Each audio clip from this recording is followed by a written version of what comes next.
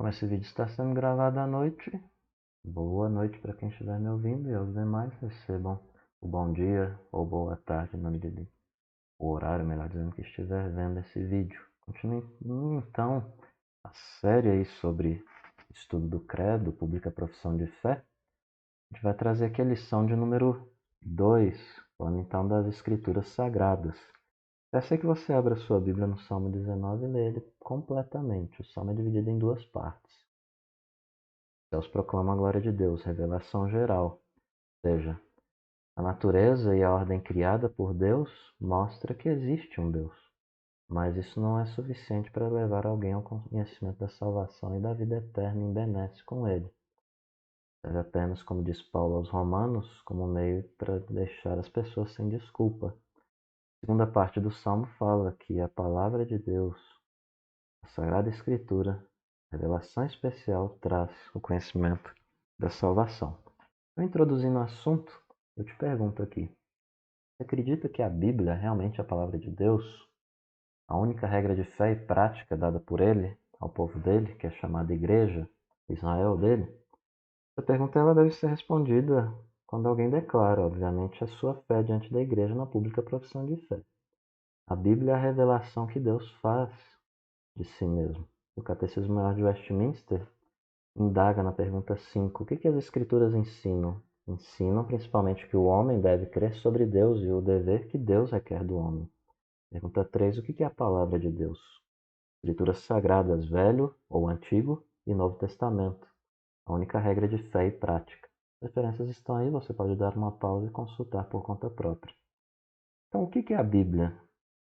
Bíblia é uma coleção de livros que Deus mandou escrever e que ele mesmo escreveu por meio de um grupo de homens com credencial qualificativa, conforme diz Pedro em sua segunda carta ou missiva, porque nunca jamais qualquer profecia foi dada por vontade humana. Entretanto, homens santos falaram da parte de Deus movidos pelo Espírito Santo. E aqui é importante também a gente observar o que a Confissão de Fé diz no capítulo 1 sobre a Escritura, no parágrafo 2º. Sob o nome de Escritura Sagrada ou Palavra de Deus escrita, incluem-se agora todos os livros do Velho e do Novo Testamento, que são os seguintes: todos dados por inspiração de Deus para serem a regra de fé e de prática. Velho Testamento, você pausa se for necessário, dá uma lida. E, obviamente, não só os do Velho, mas os do Novo também, conforme estou destacando com laser aí na tela para você. Espero que esteja aparecendo. Então você pausa e dá uma lida também no dos Novo Testamento. E Atos 4, 24 e 25, livro escrito por Lucas, um discípulo de Paulo, apóstolo, né? Escreveu esse Lucas não só o livro de Atos, que é um segundo volume de uma só obra, escreveu também o Evangelho que leva o seu nome. Sustenta aí no livro dos Atos do Espírito por meio dos apóstolos e da igreja, que tu, soberano Senhor, que fizeste o céu, a terra, o mar e tudo que neles há, que disseste por intermédio do Espírito Santo por boca de Davi nosso pai, teu servo. Então esse texto aqui deixa bem claro que mesmo tendo Davi escrito o Salmo 2, por exemplo, foi Deus quem, por meio do Espírito Santo, fez o que? Usou o rei Davi, ou Davi, para escrevê-lo. E aqui Ivan Ross afirma que a inspiração foi o ato pelo qual Deus, por meio do Espírito, moveu e guiou escritores sagrados para que registrassem fielmente, sem erros, toda a divina vontade.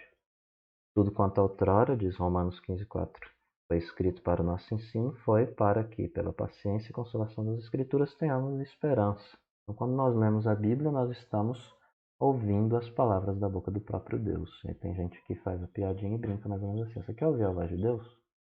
Então, leia a Bíblia em voz alta. Agora, falando de traduções das Escrituras, traduções da Bíblia, elas devem ser recebidas como palavra de Deus, obviamente. A inspiração, que fique claro aqui, divina, é dos originais, dos autógrafos. O que são os autógrafos? Os documentos escritos pelos próprios autores originais, o documento primeiro, não as cópias que a gente tem.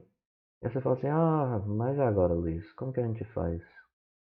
Se a gente não tem mais os autógrafos, os documentos escritos pelos próprios autores, a Bíblia, então, ela não é confiável? Não é inspirada, esses manuscritos? Os manuscritos não são inspirados, obviamente. As cópias, né? O que é inspirado é o autógrafo, o documento primeiro pela mão e pena do próprio autor, ou do escriba que estava registrando o que esse autor estava falando, porque temos cartas no Novo Testamento, por exemplo, como de Paulo aos Romanos, que não foi escrita por Paulo. Paulo ele foi falando e Tércio foi o escriba, o amanuense, né? Que foi escrevendo, foi registrando as palavras de Paulo. Havia esse costume no mundo antigo, mas mesmo que não tenhamos esses autógrafos mais, há uma área da teologia, uma área científica, também fora da própria teologia, que é chamada manuscritologia, estuda os manuscritos, e lá é dito que, no caso dos manuscritos da Bíblia, eles são os mais confiáveis. E eles são mais confiáveis do que até mesmo os escritos de Heródoto, de Platão e de vários outros escritores antigos, que possuem poucas cópias, inclusive as cópias que existem possuem um hiato enorme entre o original, o primeiro, e os outros que foram cópias, né? É cópia de cópia de cópia de cópia. Então a possibilidade de erro é maior, enquanto que Antigo e Novo Testamento nós temos uns manuscritos mais antigos. E aí, 98% desses manuscritos que nos chegam da Bíblia, de maneira que tornou aí, chegamos à tradução da Bíblia atual, dizem eles, é totalmente livre de erro, livre de problemas, né? E os outros 2%? Ele fala, os outros 2% não ferem nada, porque não afeta o corpo doutrinário. É apenas complemento verbal, complementos de outra espécie, substantivos acrescidos ou tirados, artigos e coisas que não mudam o sentido do documento de nenhuma maneira. Por exemplo, Paulo em uma carta pode dizer, Paulo, apóstolo de Jesus. Diz um manuscrito que foi copiado. Outro manuscrito diz, Paulo, apóstolo de Jesus, Cristo, Filho de Deus. Não muda muita coisa. Isso é apenas complemento. Reforça ou não uma ideia. Então os tradutores aí, com as suas traduções, melhor dizendo, as traduções elas são recebidas como palavra de Deus e nós temos então aí preservado aquilo que foi redigido de maneira original, de maneira tranquila. Então, os documentos escritos aí pelos autores da Bíblia foram escritos em hebraico, Antigo Testamento, parte do Antigo Testamento também tem aramaico, e o Novo Testamento grego. Paulo, por exemplo, ele usa o texto do Antigo Testamento traduzido do hebraico, também usa o grego, a Septuaginta. Né? Septuaginta é a tradução do Antigo Testamento, o Tanar, o hebraico, o Antigo Testamento nosso, né?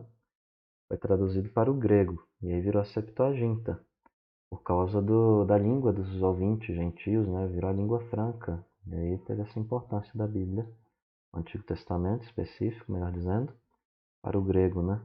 E todas as pessoas, então, elas têm com isso, falando dessa questão, o direito, né, de lerem a Bíblia em sua própria língua. Isso aí é uma ideia boa. Por isso que muitos cristãos buscam trabalhar com a tradução para todos os idiomas. E nós apoiamos, obviamente, sustentamos isso daí por meio das sociedades bíblicas, né, de cada país. Com a missão aí de distribuir Bíblias com uma tradução apropriada e correta da Bíblia na língua que cada pessoa possa compreender, né, no seu idioma. Estamos falando do Salmo 19, a revelação natural, revelação da natureza. A gente vê isso no Salmo 19:1, como eu disse, né? Os céus proclamam a glória de Deus e o firmamento anuncia as obras das suas mãos. Isso a gente pode ligar ao que Paulo escreveu em Romanos, porque os atributos invisíveis de Deus, assim como o seu eterno poder, divindade, claramente se reconhecem desde o princípio do mundo, sendo percebidos por meio das coisas que foram criadas. Por isso, os homens são indesculpáveis. Um ser humano não pode apresentar uma desculpinha para Deus quando chegar lá no juízo final e falar assim: ah, eu não sabia que você existia. Ah, coitado de mim, né? Não.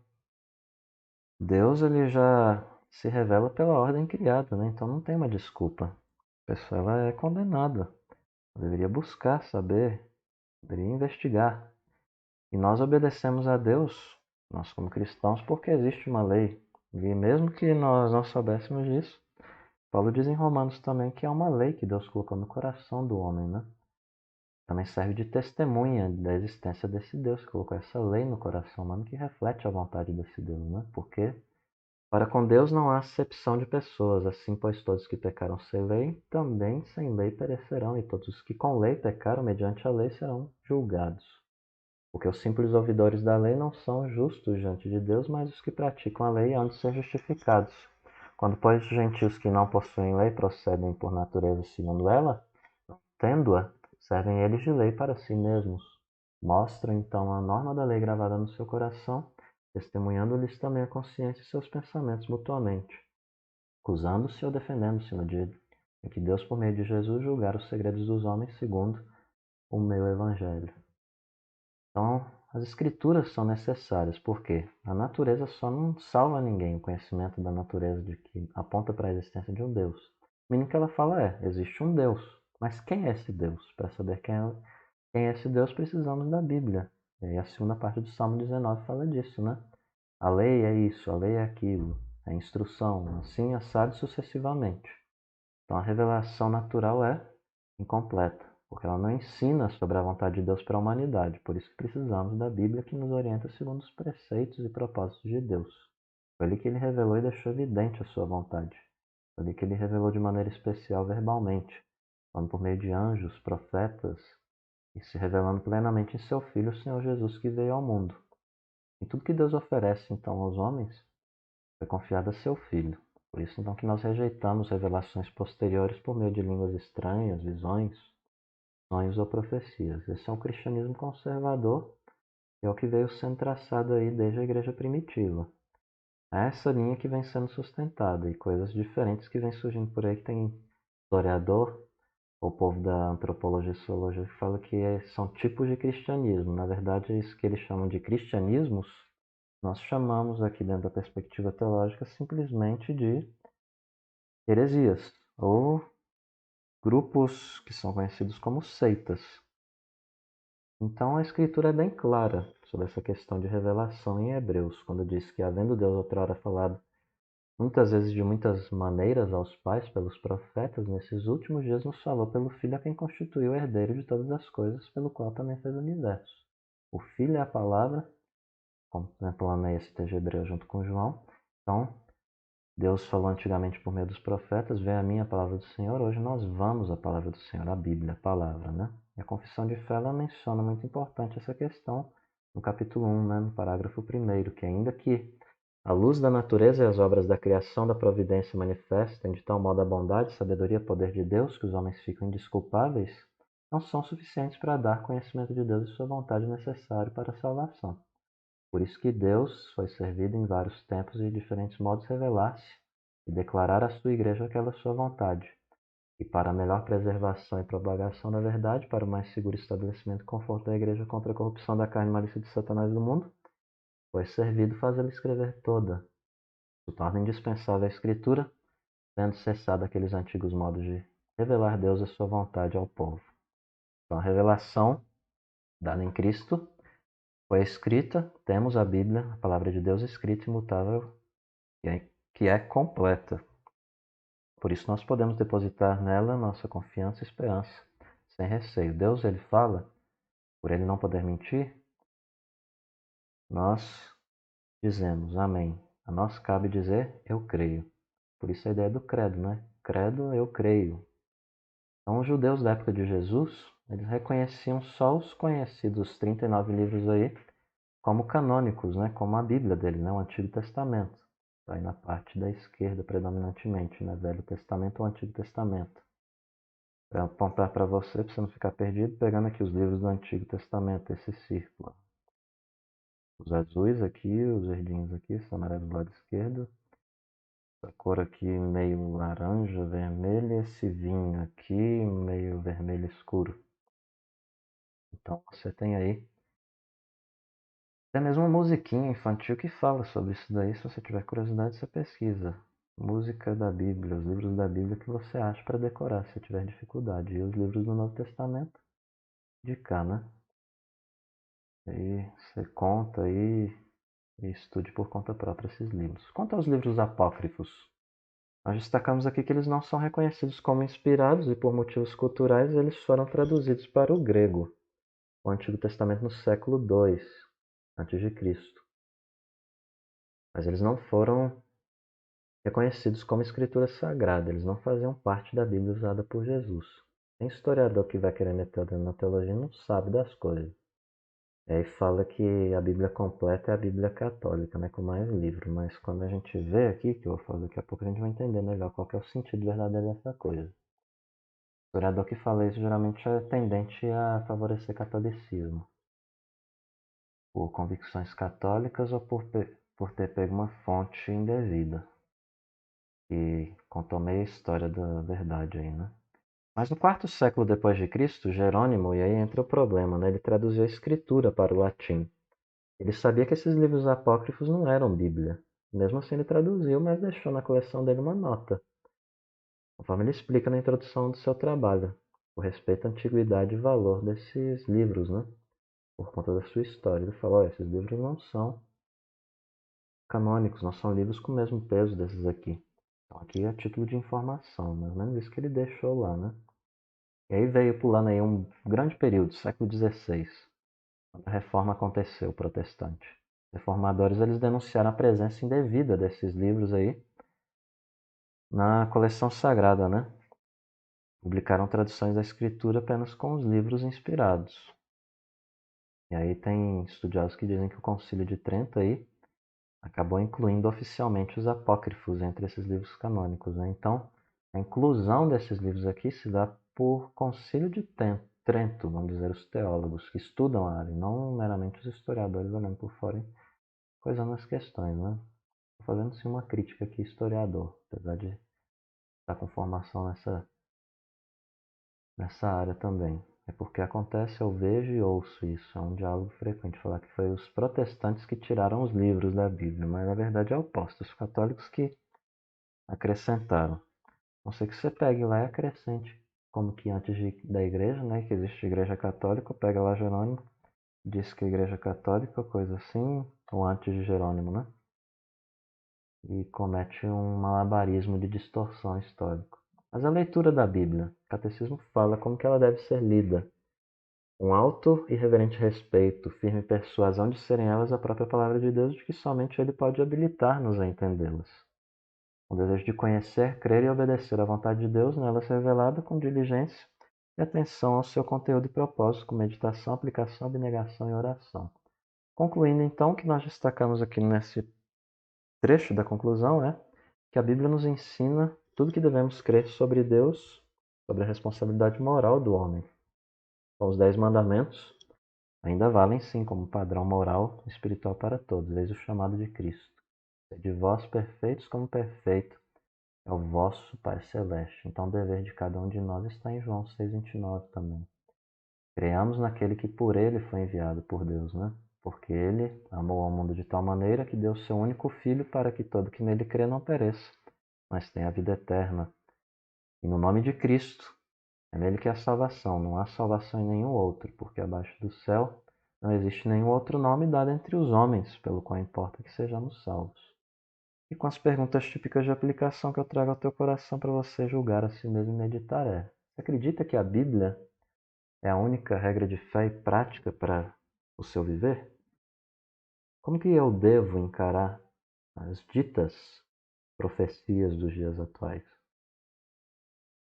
E por fim sustento que nós devemos crer na Bíblia com a mesma determinação que Pedro respondeu a Cristo após este Cristo ter ordenado que as redes fossem lançadas ao mar após várias tentativas frustradas. Sob a tua palavra, lançarei as redes. À luz das respostas a essas perguntas, você tem o mínimo que você precisa saber desta aula. O que prega a Igreja Cristã sobre a Bíblia? O que se entende por inspiração? Quem fala na Bíblia? Qual a vantagem das traduções da Bíblia? Qual o papel da revelação de Deus na natureza? Por que precisamos da Bíblia? Quantos e quais são os livros da Bíblia e por que os apócrifos devem ser rejeitados? Como devemos ler a Bíblia? E nós concluímos esta aula por aqui. Qualquer dúvida, só lançar aí nos comentários ou no grupo do WhatsApp ou na rede social lá no Instagram que a gente interage contigo para discordâncias e aclarar as situações. Até a próxima.